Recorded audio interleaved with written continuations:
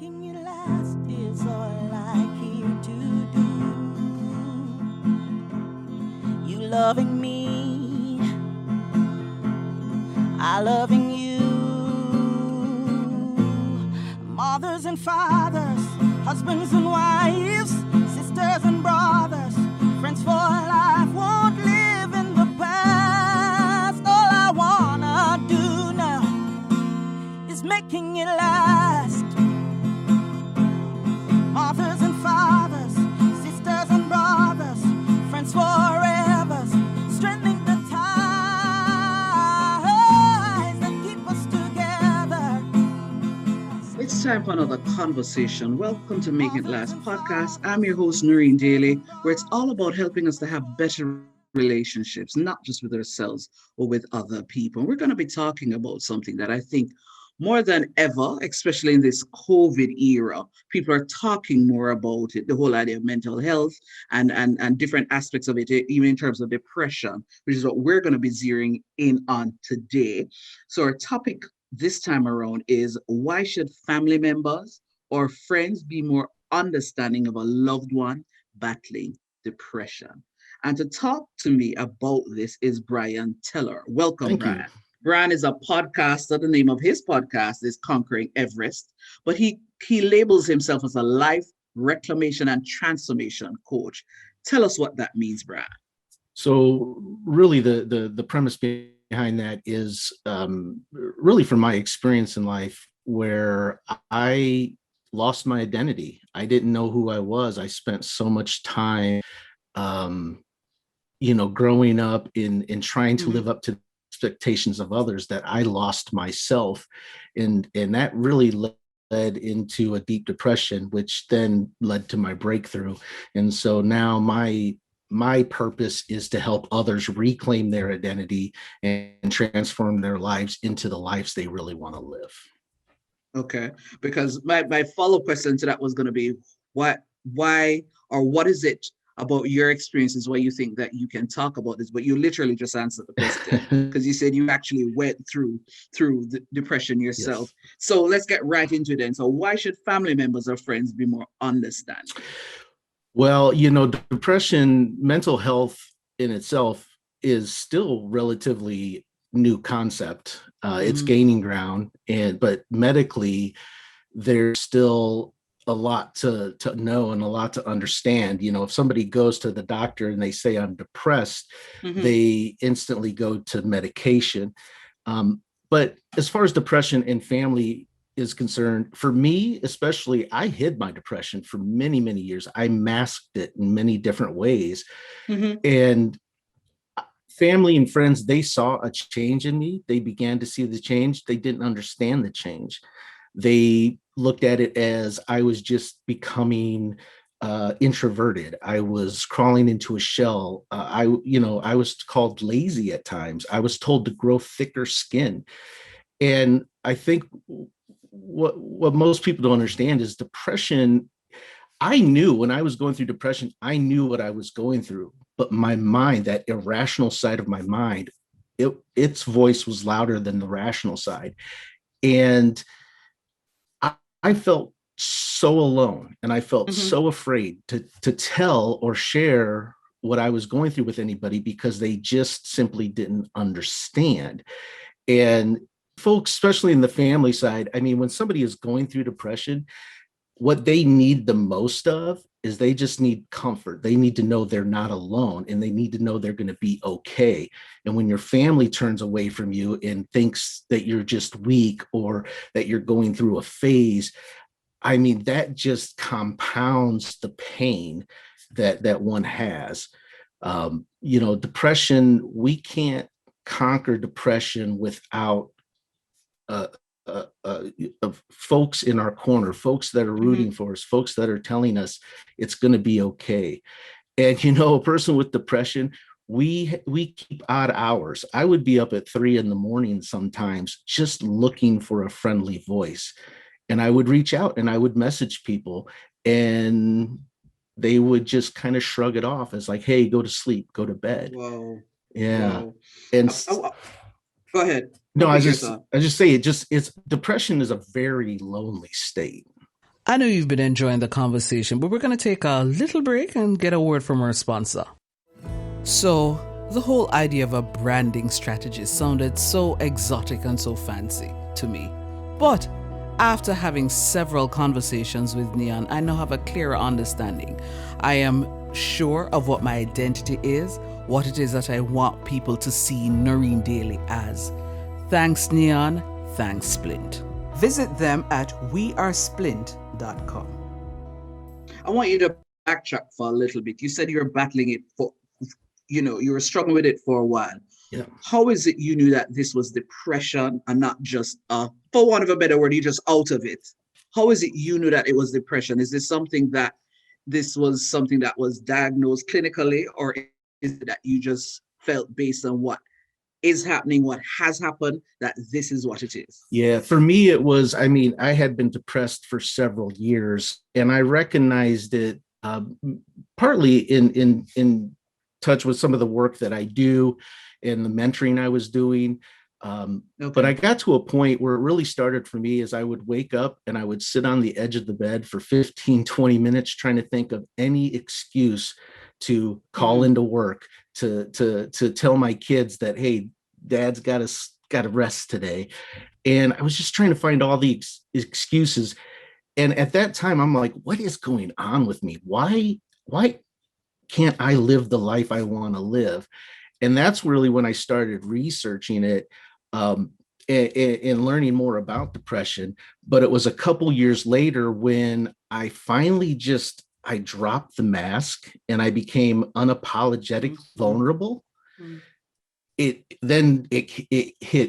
set in, and all the symptoms you read about: lethargic, can't get out of bed, panic attacks, emotional for no reason. All of that was happening to me.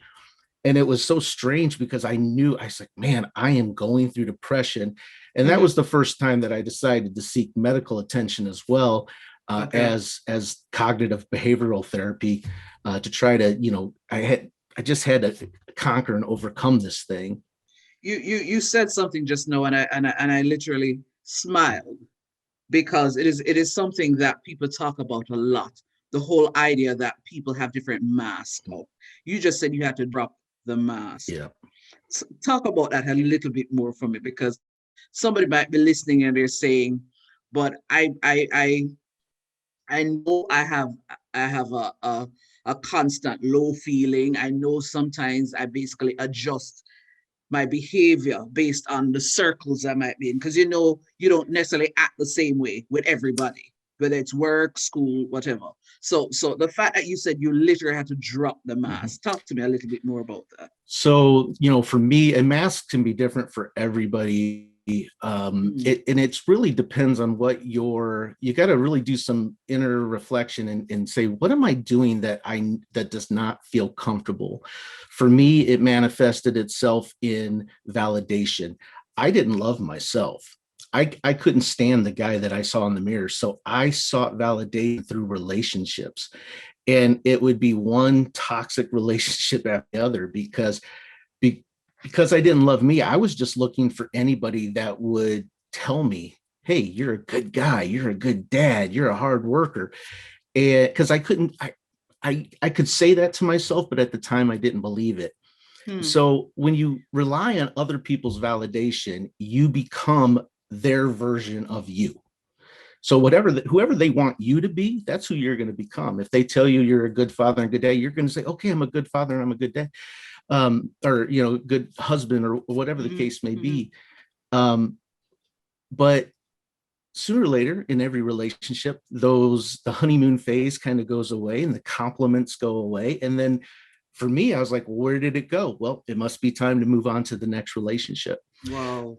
It also manifested itself in work, because so between the ages of 8 years old and 16, I was mentally emotionally abused, some physical abuse, but mainly emotional abuse. And so I had very low self-esteem, and I was called lazy a lot. I was an overweight kid. I played video games like most kids do, and I was called lazy. So as I got older, that manifested itself in work. And I would literally, for a time, work from 7 in the morning until 11 o'clock at night. Even when I was in high school, I would be in high school all day, and then I would go and work all night. And that's, my studies suffered. And really all I was doing was running. I was trying to mask the pain that I was feeling inside. So whether it was a relationship or work, whatever I could do to distract myself from the way that I really felt when I was alone, that was my mask. And so when I finally said, okay, this I've got to make a change, I just dropped it. I said, I'm going to work what I need to work. I'm going to settle down and just not pursue all these relationships because I need to learn to love myself. Well, for somebody who's listening, and for I can't necessarily speak to what happens here in the US, but I know especially where I'm from in Jamaica, the whole idea of somebody having mental health challenges, it's go find a way to deal with that. And they're probably mislabeled, as you said earlier. Yeah. For somebody who's probably listening and saying, I want to then change that cycle, or I want to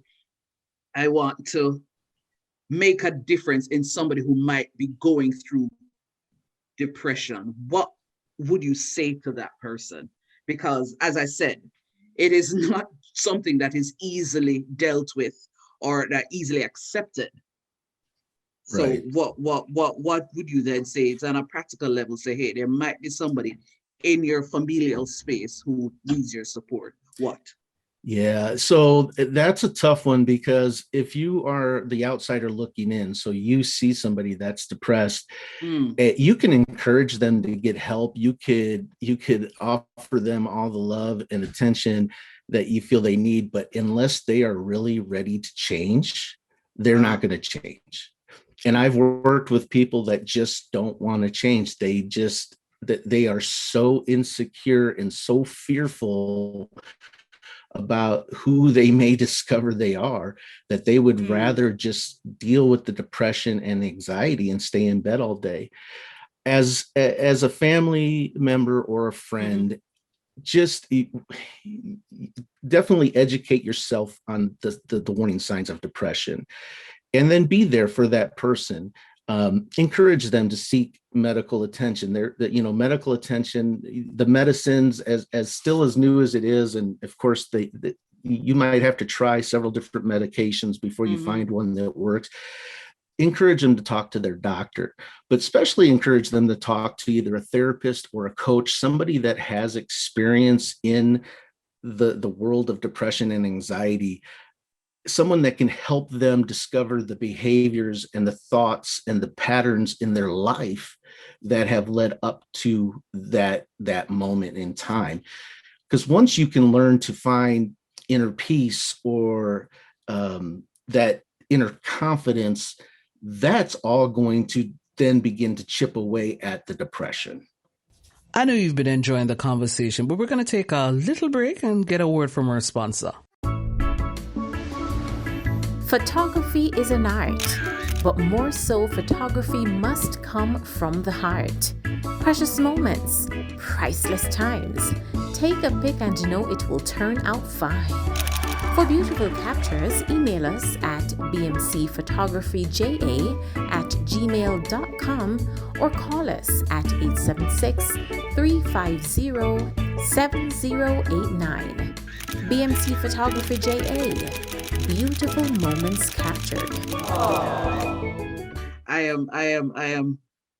know that somebody is going to be listening to this podcast and they're going to say, yes, it's all well and good, Noreen and Brian, for you to say this, but you have no idea of the environment that I'm in. You have no idea of what I constantly hear around me.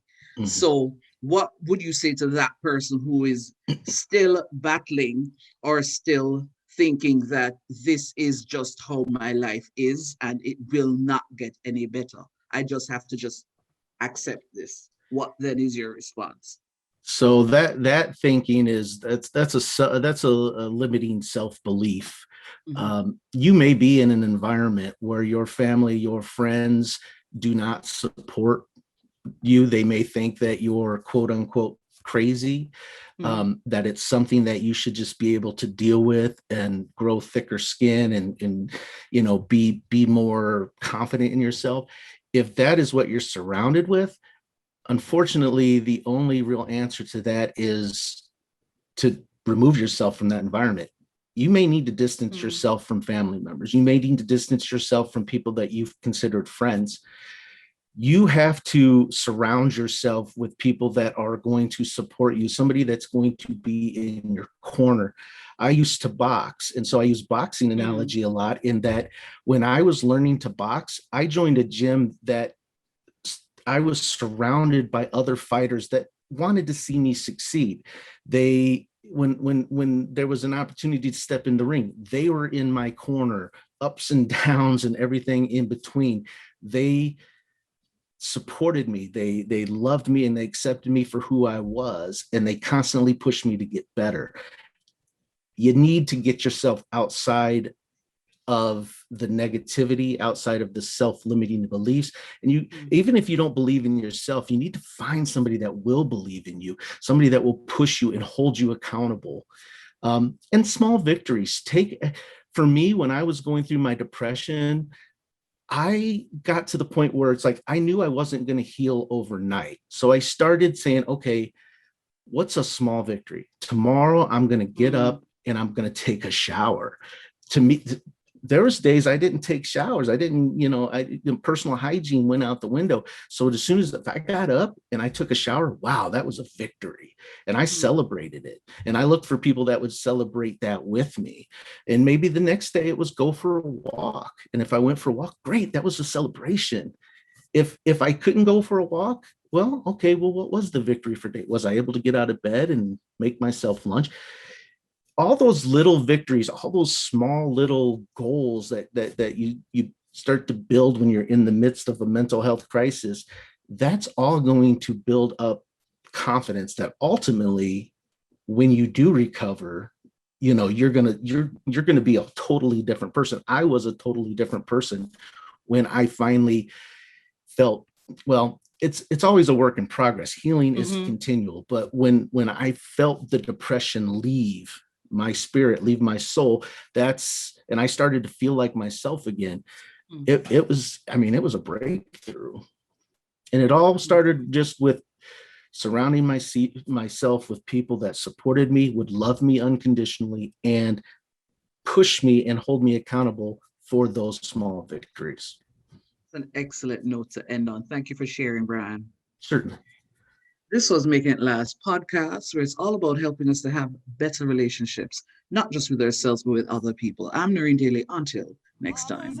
Making it last is all I care to do. You loving me, I loving you. Mothers and fathers.